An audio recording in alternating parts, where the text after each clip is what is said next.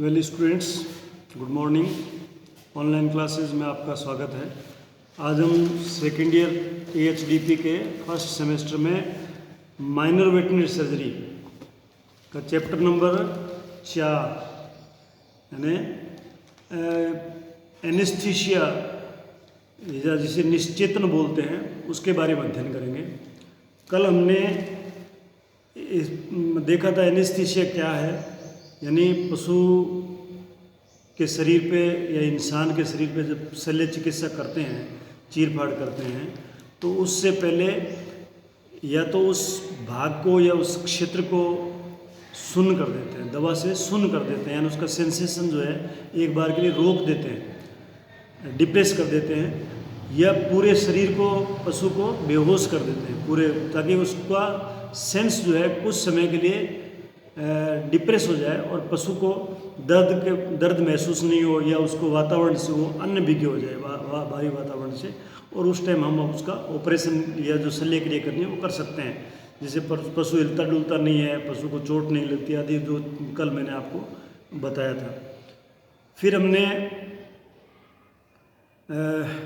ये देखा था कि भाई इस एनेस्थीसिया की विधि में कुछ शब्द हैं जो बार बार काम में आते हैं, जो इससे रिलेटेड हैं, या कुछ परिभाषाएं हैं जो बार बार जो है जब हम एनेस्थीसिया पढ़ेंगे तो उसमें वो शब्द काम में आएंगे, तो हमें उनके बारे में ज्ञान होना आवश्यक था। तो कल हमने इसके बारे में अध्ययन किया था। कुछ analgesia, tranquilisation, sedation, hypnosis, narcosis, local anaesthesia, regional anaesthesia और जनरल एनेस्थीसिया और बेसल एनेस्थीसिया के बारे में अध्ययन किया था कि ये क्या होता है। आज हम इसको कंटिन्यूस करते हैं। तो जो नेक्स्ट शब्द जो काम में आएगा वो है बैलेंस्ड एनेस्थीसिया। बैलेंस्ड एनेस्थीसिया यानी इस बैलेंस्ड एनेस्थीसिया को हम मिश्रित निश्चेतन एनेस्थीसिया को हिंदी में निश्चेतन बोलते हैं। चेतन का मतलब होता है जिससे हम चेतना में रहते हैं या पशु चेतना में रहता है, उसका उल्टा अगर कर दो आप तो वो निश्चेतन होता है और उसी को हम एनेस्थीसिया बोलते हैं। तो इस बैलेंस्ड एनेस्थीसिया का मतलब है इसको हम मिश्रित निश्चेतन या मिक्स्ड एनेस्थीसिया भी कहते हैं, क्योंकि इसमें पशु को निश्चेतन अवस्था में लाने हेतु निश्चेतकों को मिश्रित करके, यानी इस विधि में पशु को निश्चेतन अवस्था यानी उसको जनरल एनेस्थीसिया देने के लिए एनेस्थेटिक ड्रग जो है वो 2-3 प्रकार के ड्रग्स को आपस में मिलाते हैं। एक से ज़्यादा एनेस्थेटिक ड्रग जो होते हैं उनको मिला के फिर उसको वो दवाई देते हैं, जिससे पशु जो है वो एनेस्थेटाइज हो जाता है। उसको बोलते हैं बैलेंस्ड एनेस्थीसिया। अब ये बैलेंस्ड एनेस्थीसिया जो है मिश्रित करके पशु को देते हैं, क्योंकि इससे क्या होता है कि जो हम एक दूसरी दवा मिलाते हैं तो जो दवा हम पहले दे रहे हैं एनेस्थीसिया के लिए, अगर वो मान लो उसका प्रभाव विषैला हो, टॉक्सिक हो, तो उस टॉक्सिसिटी को कम करने के लिए दूसरी दवा मिलाते हैं। यानी किसी भी आपस में मिलाई गई निश्चेतक दवा के विषैले असर को कम किया जा सकता है। अगर हम निश्चेतक दवा दे रहे हैं उसका विषैला असर होता है तो दूसरी दवा, दूसरा एनेस्थेटिक उसके साथ मिलाते हैं तो वो उस विषैले असर को कम कर देता है, इसलिए इसको बैलेंस्ड एनेस्थीसिया भी बोलते हैं। अब आगे इस बैलेंस्ड एनेस्थीसिया की वजह से जब 2 दवाइयाँ या 3 दवाइयाँ मिक्स करके लगाते हैं तो दवा की मात्रा जो है वो कम लगती है, यानी उसकी डोज है जो कम हो जाती है, यानी जो कोई दवा है वो कम मात्रा में यूज़ करनी पड़ती है। और इस विधि से बैलेंस्ड एनेस्थीसिया देने से मांसपेशियां जो है वो आसानी से शिथिल हो जाती है, मांसपेशियां भी आसानी से शिथिल हो जाती है, और दर्द रहित स्थिति जो है वो आसानी से आ सकती है। पेनलेस स्टेज जो है एनिमल की, जिसे पशु को दर्द नहीं हो, वो भी आसानी से आ सकती है। इसके कुछ उदाहरण हैं जो बेसल एनेस्थीसिया जो है, बैलेंस्ड एनेस्थीसिया, बैलेंस्ड एनेस्थीसिया के कुछ उदाहरण हैं कौन कौन सी मेडिसिन कैसे यूज़ करते हैं। नंबर 1 उदाहरण है कि अगर थायोपेंटिन जो एनेस्थेटिक है उसमें अगर एट्रोपिन मिला देते हैं, थायोपेंटिन अगर एनेस्थीसिया जो है पशु को बेहोश करने के लिए लगाते हैं, जनरल एनेस्थीसिया के लिए उसको, उसमें अगर एट्रोपिन मिला लेते हैं तो उसमें लार का जो स्राव होता है वो रोका जा सकता है। यानी अगर आप एनेस्थीसिया दोगे पशु को, से मान लो आपने थायोपेंटिन अकेला एनेस्थीसिया उसको दे दिया तो उसके पशु के लार बनेंगी, लार यानी लार बोलते हैं अपनी इस भाषा में, सीक्रेशन जो होता है, तो वो ज़्यादा बनेगा तो वो पशु तो क्या है कि लेटा हुआ रहेगा बेहोश, और उसके लार ज़्यादा बनेंगे तो वो फेफड़े में जा सकती है, लार ट्रेकिया में होती हुई फेफड़े में जा सकती है, जिससे कि उसको ड्रेंचिंग निमोनिया हो सकता है, पशु मर भी सकता है। तो इस लार के असर को कम करने के लिए हम उसमें एट्रोपिन मिला देते हैं। तो ये क्या हो गया, इस एट्रोपिन ने जो थायोपेंटिन का लार बनाने वाला काम है जो नुकसानदायक है उसको ख़त्म कर दिया। तो ये थायोपेंटिन में एट्रोपिन मिलाने से ये किसका उदाहरण है। जाइलाजीन जो है वो भी हम एनेस्थीसिया के रूप में देते हैं, जनरल एनेस्थीसिया के रूप में जाइलाजीन देते हैं। तो उसमें भी अगर हम एट्रोपिन मिला दें तो कार्डियक इनहिबिशन यानी कार्डियक का जो शिथिलता होती है या रिलैक्सेशन जो है कार्डियक मसल का, हार्ट का रिलैक्सेशन या शिथिलता वो रोकी जा सकती है। क्योंकि जाइलाजीन अगर हम देंगे तो हार्ट की जो है ना शिथिल हो जाएगा, लेकिन अगर मान लो हमने साथ में एट्रोपिन दे दिया तो कार्डियक इनहिबिशन नहीं होगा, हार्ट की गतिविधि कम नहीं होगी। तीसरा उदाहरण है नाइट्रस ऑक्साइड को काम में लेकर थायोपेंटिन की मात्रा कम की जा सकती है। थायोपेंटिन जो है वो एक प्रकार का एनेस्थेटिक है, जनरल एनेस्थीसिया जिसे बोलते हैं। जनरल एनेस्थीसिया पशु को पूरा बेहोश करने के लिए थायोपेंटिन यूज़ किया जाता है, और उसकी जो मात्रा अगर कम करनी हो, उसकी थायोपेंटिन की मात्रा कम करने के लिए हम उसमें नाइट्रस ऑक्साइड को काम में लेते हैं साथ में, किसमें, बैलेंस्ड एनेस्थीसिया में।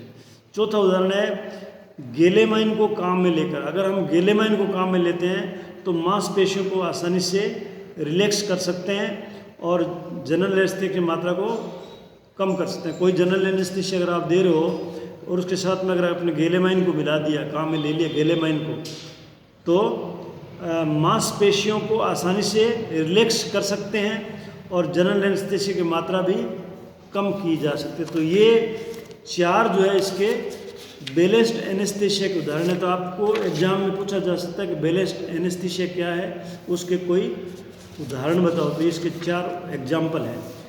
और एक शब्द आता है यूथेनेशिया, EUTHENASIA, यूथेनेशिया। इसका मतलब होता है दर्द रहित मौत। किसी पशु को या इंसान को मारना हो बिना दर्द के, उसको दर्द नहीं हो, उसको अगर मारना हो तो ये उसको बोलता है यूथेनेशिया। और ये ज़्यादातर पशुओं में कब काम में लेते हैं, जब पशु एक्सीडेंट में या कुछ ऐसी बीमारी हो जाए जिसमें वो ठीक नहीं हो सकता और वो दुख पाता है। जैसे पशु की ये जो कुल्ले वाली हड्डी टूट जाती है या रीढ़ की हड्डी टूट गई और वो ठीक नहीं हो सकती, पशु पड़ा पड़ा तड़पता है, तो उसको दर्द रहित मौत देने के लिए जो हम ड्रग यूज़ करते हैं या जो मेथड है उसको बोलते हैं यूथेनेशिया।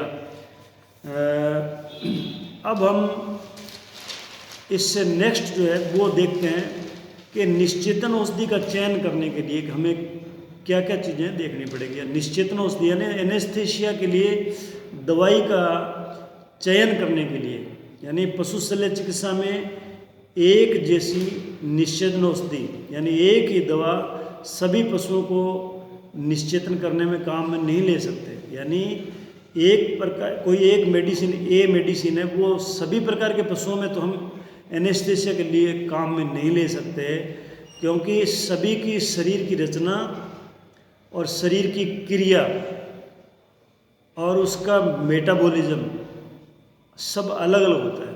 मेटाबॉलिज्म वगैरह सब अलग होता है, क्योंकि अब आपने देखा होगा गाय भैंस जो है वो चारा निगलती है सीधा निगलती है और उसके 4 पेट होते हैं, फिर वो जुगाली करती है, फिर वो रूमन में उसका डाइजेशन होता है, फाइबर्स का, प्रोटीन का, जो है बड़ी छोटी आंत में आगे जाके होता है। लेकिन घोड़े वगैरह में वो ज़्यादातर मतलब कि कंसनट्रेट खाते हैं, अगर हरा चारा खाएंगे तो भी उनका डाइजेशन रूमिनेंट से अलग टाइप का है। कुत्ते जो है वो अलग टाइप का उनका डाइजेशन है, सूअर का अलग टाइप का है। तो ये अलग अलग टाइप का उनका मेटाबॉलिज्म सिस्टम है और उनके शरीर की रचना भी अलग अलग है। उनके पेट किसी के 4 है, किसी के 3 है, किसी का 1 पेट है। तो उसके आधार पर एनेस्थीसिया का चयन करना पड़ता है हमको। तो हम एनेस्थीसिया का चयन करेंगे तो उसके लिए किन किन बातों का ध्यान रखेंगे, उस पर किन बातों पे आधारित होता है एनेस्थीसिया का चयन करना। तो उसके लिए कुछ चीज़ें हैं, जैसे पशु की नस्ल है, पशु की स्पीसीज़ है, और किस टाइप की आप सर्जरी कर रहे हो, पशु की हेल्थ कैसी है, पशु की उम्र क्या है, और पशु का साइज़ क्या है, शल्य क्रिया की अवधि कितनी है, आपको कितना टाइम लगाना है उसमें, और पशु चिकित्सालय में क्या क्या सुविधाएं उपलब्ध है। ये सभी बातें जो है ना वो हमें बताएगा कि हमें कौन सा एनेस्थीसिया इसको यूज़ में लेना है या कौन सी दवा यूज़ में लेनी है।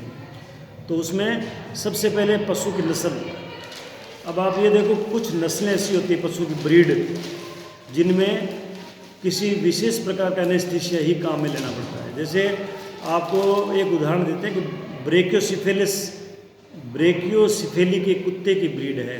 ब्रेकियोसिफेलिक कुत्ते की एक ब्रीड है जिसकी सॉफ्ट पैलेट जो है, सॉफ्ट पैलेट होती है, ये अपने ताड़वा जिसे बोलते हैं, यानी ये नरम ताड़वा जिसे बोलते हैं, वो सॉफ्ट पैलेट होती है। वो उस कुत्ते में ब्रेकियोसिफेलिक ब्रीड का कुत्ता जो उसमें लंबी होती है, और उसका श्वसन मार्ग जो है, यानी जो रेस्पिरेटरी जो ट्रैक है, मार्ग है, रूट है, वो छोटा होता है। इनकी अगर हमें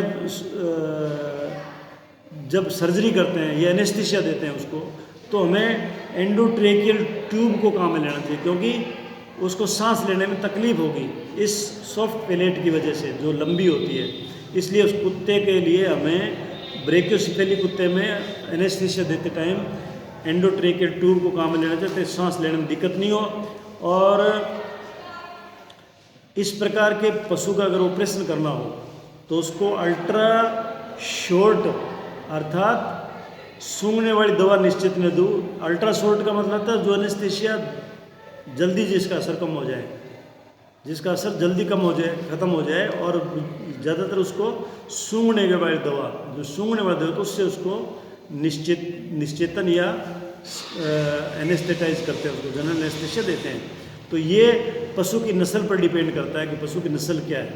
फिर आता है पशु की जाति, यानी हर प्रकार के पशु में, गाय में, घोड़े में, गधे में, बकरी में, भेड़ में, कुत्ते में अलग अलग प्रकार की औषधियाँ जो है, निश्चेतन औषधियाँ काम में ली जाती हैं। जैसे कि जुगाली करने वाले पशुओं में जहाँ तक संभव हो, यानी जो पशु जुगाली करते हैं, जैसे गाय है, भैंस है, ऊँट है, बकरी है, भेड़ है, उनमें जहाँ तक संभव हो सके ना, तो उनमें जनरल एनेस्थीसिया काम में नहीं लेना चाहिए, उनको जनरल एनेस्थीसिया नहीं देना चाहिए।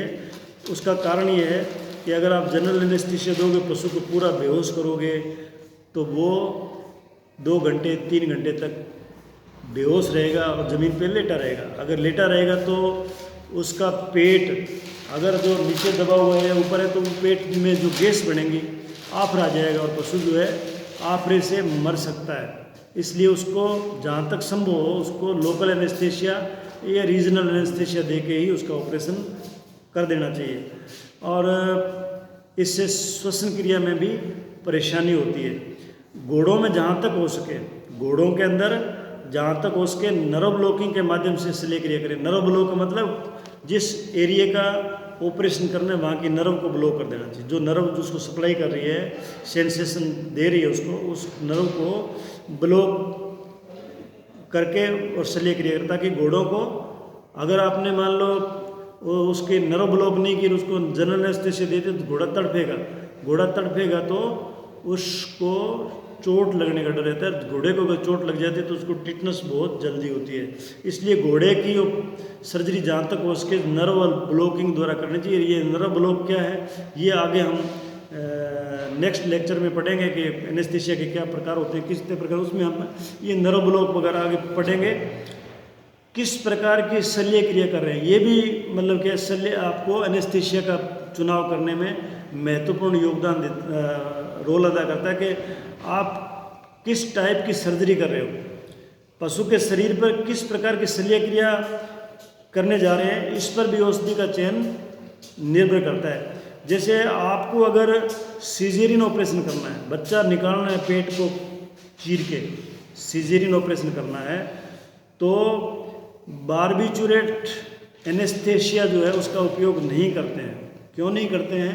बारबीचुरेट जो है वो माँ के ब्लड से बच्चे के ब्लड में चला जाएगा, क्योंकि बच्चा जो है ब्लड जो है उसका माँ के थ्रू ही ब्लड सर्कुलेशन उसमें जा रहा है। तो बारबीचुरेट अगर बच्चे के जो पेट में पड़ रहा है उसमें चला गया तो उसको सांस लेने में तकलीफ हो जाएगी और वो बच्चा मर भी सकता है। अतः जहाँ तक संभव हो क्षेत्रीय निश्चेतन द्वारा ही उसका ऑपरेशन करना चाहिए, यानी उसको रीजनल एनेस्थीसिया देना चाहिए। रीजनल एनेस्थीसिया जो है मैंने आपको बताया था कि क्षेत्र विशेष को एनेस्थेटाइज कर देते हैं नर्व ब्लॉक द्वारा। तो ये आगे पढ़ेंगे हम। तो आज जो है हम इतने अध्ययन करेंगे, जो नेक्स्ट इसके पॉइंट है 4-5 पॉइंट है वो कल अध्ययन करेंगे। धन्यवाद।